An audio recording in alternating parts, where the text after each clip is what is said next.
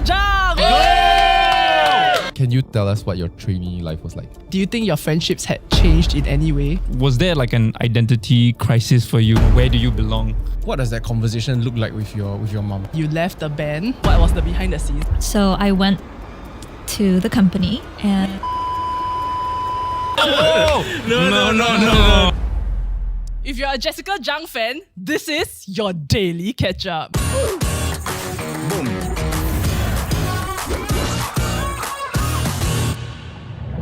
Here with us today, we have K-pop royalty, singer, songwriter, actress, author, fashion designer, businesswoman, Jessica Jung. Welcome to the show. hey, hi everyone, hi Singapore, hello the Daily Ketchup. Thank you. We didn't ask her to say it. We didn't ask her to say this. We practiced this 3 times before. Okay, so we are obviously all very starstruck right now, right? So maybe as a warm-up, we can do some quick fire questions. Oh wow, is it all firing at me? Yes. It would be really strange if we just ask ourselves. But if you got questions for them, you can. Yeah. We'll be happy to take some. Okay, what's your favorite color? Blue. No, it's not. I made it up. I'm pending. I just said the color of her top. What's your favorite restaurant in Singapore? Tian Tian chicken rice. Oh. Are you a tourist? Not true. What's your favorite tea? Tea. Tea.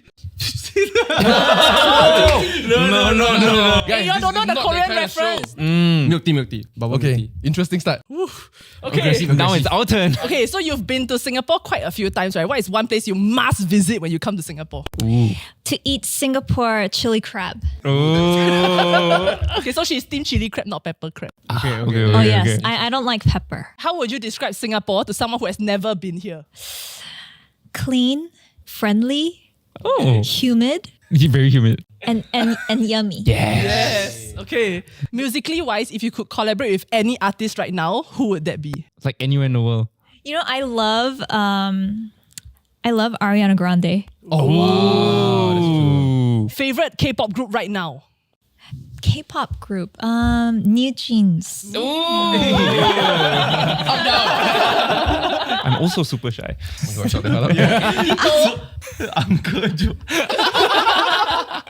Okay, so you were known for your work with SNSD, but of course now you're a solo artist, and in fact, that's why you're currently in Singapore, because you're actually doing your first concert tour right now. Yes. Amazing. So being back on the road after a long while, how has that been for you? Been very hectic, actually. It's been a lot of work, and because I was preparing my album and also the concert at the same time, so I was very busy. But now that it started, I'm very excited to meet my fans all over the world. How do Singaporean fans differ from Korean or Chinese fans? Well, every time I come back to Singapore, they're all very talkative, and they're very friendly and funny and very energetic. So it's just a different vibe. Welcome to Singapore. Yes, thank you. I've always wondered, for artists that tour the world, how involved are you in planning for the concert? For me, I'm very particular in what I like and what I want to do. So I'm very much very heavily involved in everything. Is there one specific example of something that you said you must have at this concert? I said the LED should be a diamond shape because it's called Diamond Dreams. The person that proposed the circle, Get this out of here. Speaking of music, how you actually got scouted is actually so-called a chance encounter, because you were born and raised in San Francisco, and you were here, sorry, not you were here, you were in Seoul Yes. for a family vacation when both you and your sister got scouted at a shopping mall. How crazy is that? Can you walk us through what is actually that journey, right, of this man seeing you and then you become a trainee? It was a woman. Why you assume it's a man? Hey, sorry, male dominated industry. 2023. Sorry, no, but this was back then. It's true. Okay, how did that happen? Okay, that's a very long time ago. Also, you were 11. Yes, I was 11. I was living in the States with my family, and actually my dad's side of the family was in Korea. So we wanted to come say hello and, spend summer break in Korea, and we were just shopping, and there was a casting director, but she was kind of freaky, you know, because like a stranger just comes up And then to she's you behind the pillar on this wall. and goes like, "So where's your mom?" Right. Yeah. But we were just like, who are you? She's there if you want to talk to her, you know.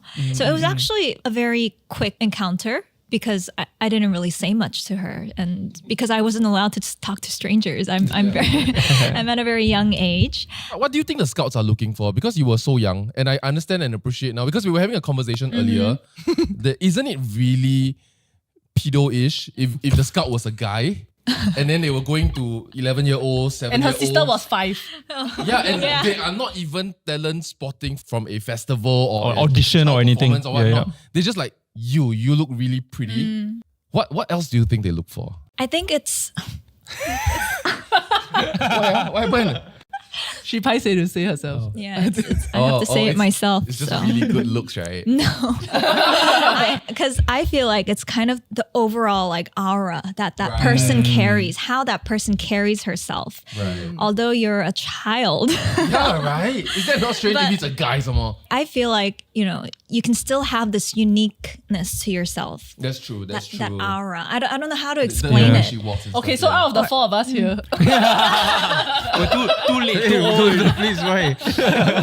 No, I'm wondering also if it's something that's unique to Korea, because that's where We have the student industry ministry, is. Yeah, so then it's not so like surprising that you do get scouted for something like that. Actually, in a huge company like that, there aren't many people who are scouted like that.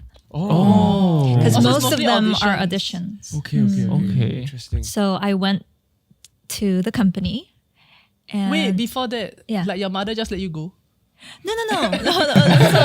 So there was like a phone call meeting or whatever, and you know they arranged a time for us to kind of go to the company together. So I went with my mom. What does that conversation look like with your mom? Like when you're trying to decide that you want to embark on a journey like that. Oh, actually, you know, because I did a lot of other activities, like after school activities, like, I don't know, ballet or piano lessons or singing lessons or Like an Asian. you know, The scout is so I good. went. So yeah, I joined the choir. I did a lot of different things. So my mom thought it was just a good after-school activity, but she did tell me that school was a priority. You will not be able to go during the weekdays. But this was when you were still based in San Francisco. So we actually moved to an international school in Korea. Right. And what was that like? Like growing up in the US and then suddenly having to uproot and like move to South Korea at such a young age? It's pretty cool. Because international schools, everybody speaks English anyway, so it wasn't a big problem for me. And there are some cultural differences, I guess, because in Korea, there's like a respect factor and, you know, there's like this bowing tradition in Korea, like 90 degrees bowing. Really? Yeah. Maybe these days it's kind of, Yeah. That was like a it lot. loosened up. But before it was pretty strict. And so in school, you have to bow to people who are older than you. Like anyone, not just teachers. Wait, then your first year in school, you just walk through the whole hallway like that. How do you stand up? The dead leaves. No, so what happens if you don't? It depends. I mean, you can see a lot of K-dramas, no? So you have to figure out how old everybody is. Yeah, so you must be smart, I guess. You have Right. to kind of figure things out. Then But get you bow that the offended. person not old. It's such a dangerous game. Another funny thing was in the company when I became a trainee, it's all about when you come in. So it's not about age. Right. Right. So when you So were I'm 12, I'm 11 and I'm 12, and everybody who comes after me, Despite their age. despite their age, have to bow 90 degrees to me. So it's experience. And so like 21-year-old people will Right. bow to me. And that was a culture shock to me, actually. you bow back though, right? It's just they gotta initiate the bow and then you gotta bow back. No, you don't bow back. You don't even bow yeah, back. you just gotta take it. That's so strange. No, you say hi. You say, you Oh, know, You treat them nicely. it's very, yeah. Because it's really, we see it on media and it looks terrible, to be honest. And I'm assuming most people don't make the cut, right? So can you tell us what your trainee life was like? For me, I feel like I was very blessed because the timing was perfect for me.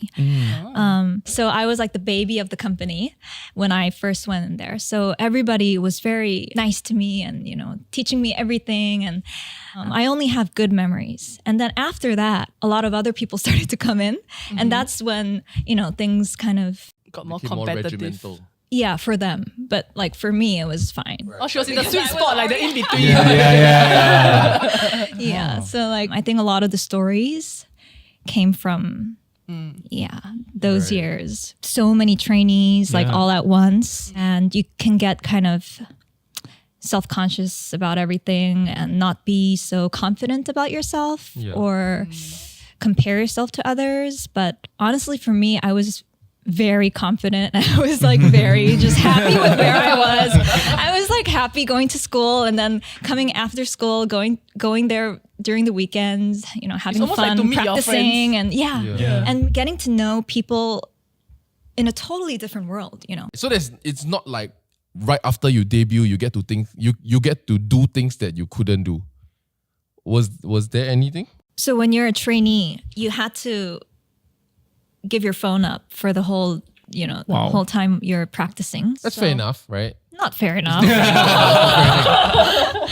Yeah, after debut, you got your phone back permanently. Freedoms. Yeah, that was huge. So you can contact your friends. We've heard stories of how like restrictive life could be. Like I think there's like the dating like restrictions and things like that as well.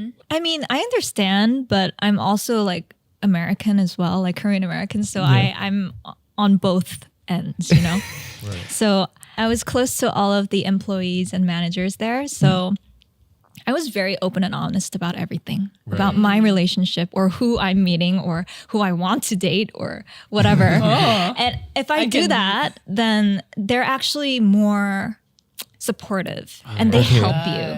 But if you kind of hide it and try to do it behind their back and make trouble, then that's where everything happens, and that's where they cannot control the situation if something happens, right? So I feel Also, like I was smart about that. They're because really just looking out for you, as opposed to, for example, they want to control your branding to remain single and more desirable. it's not that actually.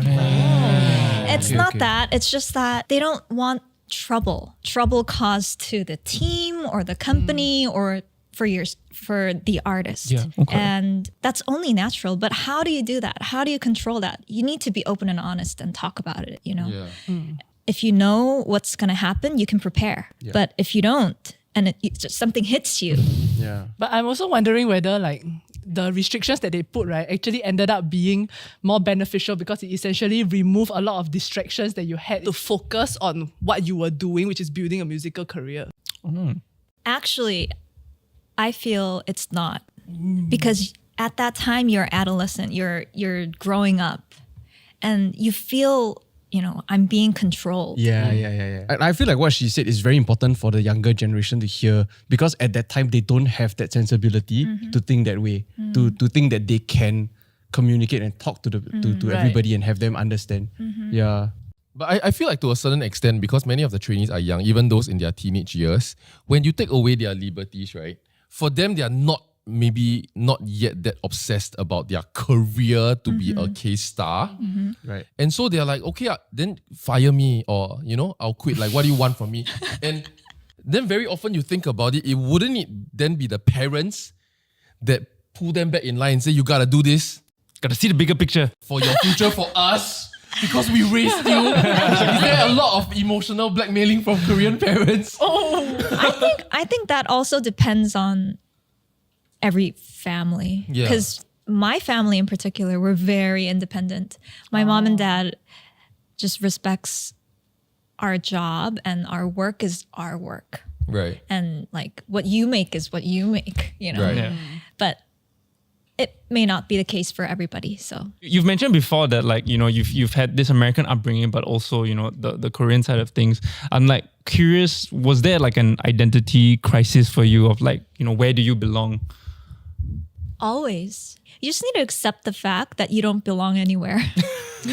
And you just need to kind of know how to blend in, I guess. Right. We did mention that when your sister Crystal, when she was scouted, she was only 5, right? So she Yes. joined the trainee program slightly later than you. Was there like a level of competitiveness? Ooh. Like 0. Like first, she's like so much younger than me. She was like, where are Like you? that, she was Yeah. like, She has to bounce so well. she thought she can touch the floor. But it must be so nice for her to have like someone to ask for advice. Like, Yeah. ask- Oh yeah, so I always tell her, and she knows that too. She always says she had an easy life because she had me. Right. Yeah, even in school and even in the company, nothing can happen to her. You know what I'm saying? yeah. But you did mention that because this was almost like an additional like after school activity for you, right? Yeah. At what point did you think I'm gonna try to make it and become an idol? Because you stayed there for years and years and years, right? Yeah. I didn't want to debut at such a young age. I think that was an influence of my mother as well. okay. She didn't want me to, you know. What so age was that? There were talks about me debuting when I was like in middle school and then in high school. So my So mom it's with other like groups that we. Yeah. But then I'm so happy that I didn't. So everything happens for a reason, and yeah, I'm happy that I, listened to my mom. And Your mom was happy also. Yeah. Was there a point during that period before you debuted that you almost maybe chose to pursue something else? No, because I did know that my debut was coming up. So there was no backup plan, all in. No, my backup plan was I was getting out of high school so I can go to college. Get scouted again, go and walk around. She do ballet through the mall. And she gets scouted. How was debut like for you? You've practiced, you met your teammate, and then going out there and then hoping people scream your name. Was it everything you expected when you debut? Yeah, I think we were very confident. Everyone worked very hard and for a long time, so there was no question about it. Right. Like even back then, is the K-pop fandom as crazy as it is today? Yeah, at that time, I believe there were not many girl bands, girl groups. Right. So What is then the weirdest encounter encounter of what? with a fan? Like unexpected. Actually, the most unexpected was very recent. Oh.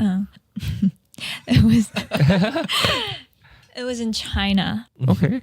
I did the Changfeng Polang, the Jie. Oh wow, you're Chinese. And after that show, I guess a lot of people watched it.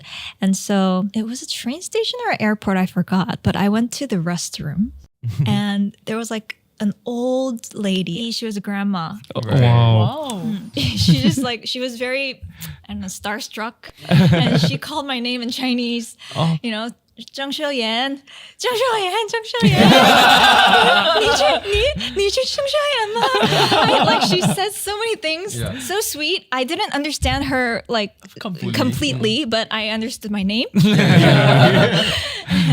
and so it was very kind of embarrassing because I was in the restroom, but also very warm of her to kind of. Yeah. You go in, she just come out of the toilet, she shout, she come towards you, then she did it. Yeah. What would you do? How about in the early days though? For example, when you first debut and the fans go crazy, and I never understood why certain times celebrities come out, then the fans they cry, then they faint. Just like crying. Is that not weird when that happens for you? Is that not weird?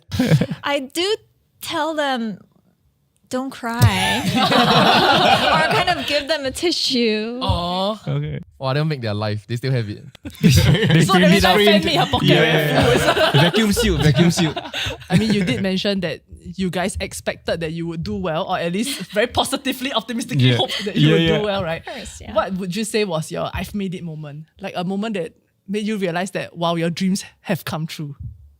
When you're selling a lot of albums or you're topping the charts, you just hear your song like wherever you go. I'm very curious, what did you spend your first big paycheck on? Wow. I don't remember. Wait a You second. got paid, right, as a trainee? No. Oh no. Allowance? No. Wait, don't you pay? They're training you, right? No. Okay. That also depends on the company and the relationship you have with the company, or what kind of contract you have with the company. Right, So it depends on the trainee. by case. But yeah, my first check, what did I do? I think I moved. Oh. I moved my family home to another. Oh, that's Imagine such a- getting your first paycheck. Some of us bought our family dinner. This is after 7 years though. Like, That's imagine true. like 7 or 8 years. But still your first paycheck though. No, but that's such a sweet thing to do because like people buy like a car or like a nice watch. Oh, that was like, second. Yeah. They keep There's close. a lot left. Then the watch was third. Also hyperinflation haven't hit back then yet. It's true. It's true. Do you think that there's also a downside in a sense to having such a public life? Or do you think it's like a given because you're a celebrity, you just have to expect it because without the fans, you are nothing? Yeah, the cost, the price of fame. There are ups and downs, and grass is greener on the other side. And,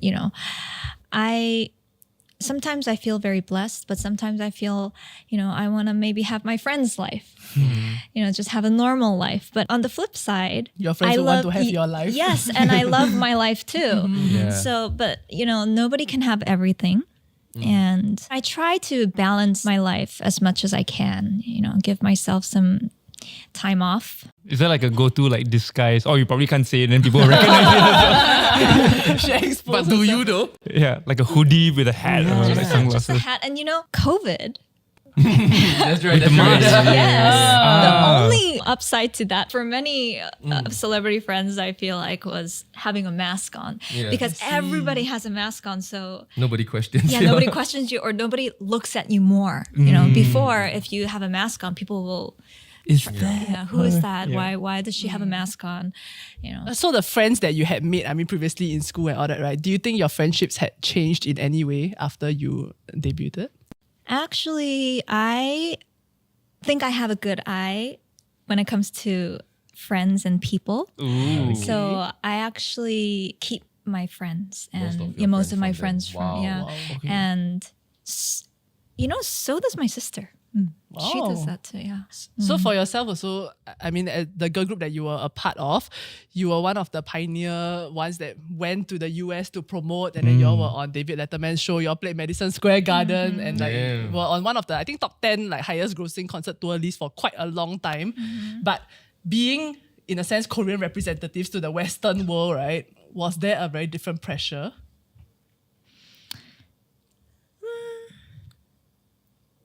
I don't think there was pressure. It was just something new. And I think when you're going into a new market, it's always exciting, but kind of nerve-wracking at the same time. Number one, we were busy and we were tired. Jet lag. Yes, a lot of jet lag.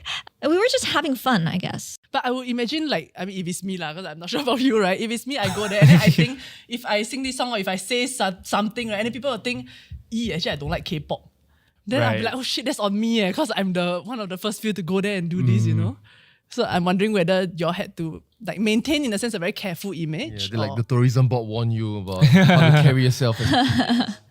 No, nothing like that. Right. Okay. So Jessica, you are also the founder and creative director of your own fashion label, Blanc et Eclair. What made you decide to start the brand? It came very natural to me because I feel like music and fashion, they're always Hand in hand. hand in hand going together. And for me in particular, I was getting known to people For your fashion. for my sense. fashion You still are? What are you talking about? 1.5. no, for what I wear or what I carry. And so I felt like it would be a very nice side project to do and to pursue. Because I'm thinking the schedule must have been crazy at that period of time, right? And then finding time to be able to do this is so impressive. Thank you. No problem. So on the note of the public scrutiny, right? Obviously there was a period of time right after you left the band where a lot of people were kind of speculating, what really happened. And I don't think it's our place to ask what was the behind the scenes, but I think I'm curious about how that was for you because I could only imagine how emotionally heavy it must have been. So what went through your head during that period of time, and at the same time also then trying to make your brand work?